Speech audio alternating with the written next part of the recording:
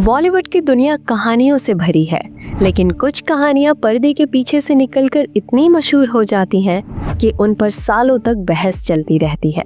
आज हम ऐसी ही एक कहानी का दूसरा पहलू आपके सामने ला रहे हैं। ये किस्सा है अभिनेत्री रेखा और अभिनेता विश्वजीत का, और उनके बीच हुई एक घटना का, जिसे अक्सर एक दर्द भरी कहानी की तरह सुनाया जाता है। ये कहानी कुछ इस तरह है। साल 1969 में अनजाना सफर फिल्म की शूटिंग चल रही थी, जब रेखा सिर्फ 15 साल की थी। उनकी बायोग्राफी के लेखक यासिर उस्मान ने लिखा है कि फिल्म के डायरेक्टर राजा नवाथे और विश्वजीत ने शूटिंग के कुछ समय पहले ही एक रोमांटिक सीन फिल्माने का फैसला लिया था। लेखक ने कुलजीत नामक एक शख्स का नाम भी लिखा है। कहा जाता है कि जैसे ही डायरेक्टर ने एक्शन कहा, विश्वजीत ने रेखा को अपनी बाहों में भर लिया और उन्हें चूमना शुरू कर दिया। ये सीन पूरे 5 मिनट तक चला।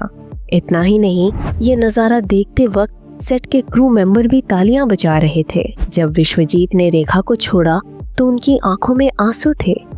ये घटना सुनकर किसी का भी दिल पसीज जाएगा। एक पल के लिए लगता है कि विश्वजीत ने कुछ गलत किया और रेखा के साथ अन्याय हुआ। पर क्या ये पूरी सच्चाई है?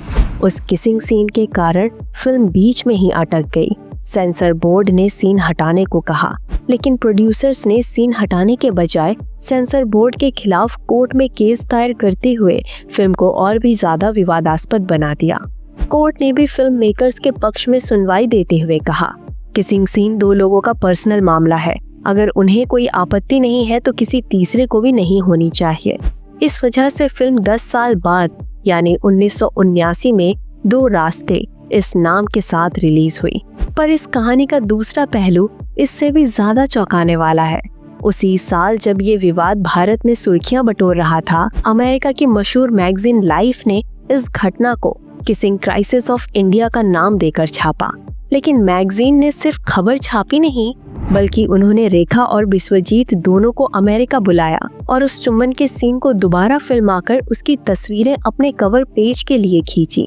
अब यहाँ एक सीधा सवाल खड़ा होता है, अगर पहला चुम्बन रेखा की मर्जी के खिलाफ था, तो कैमरे के सामने दूसरा चुम्बन देने के लिए वो खुशी खुशी अमेरिका क्यों गई? क्या ये महज एक प्रोफेशनल कलाकार का रवैया था, या फिर इस पूरे किस्से को फिल्म की पब्लिसिटी के लिए गढ़ा गया था?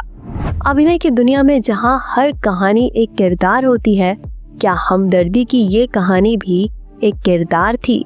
ये वो सवाल है जिसका जवाब आज तक कोई नहीं दे पाया है। आपके क्या विचार हैं? हमें कमेंट बॉक्स में जरूर बताइएगा।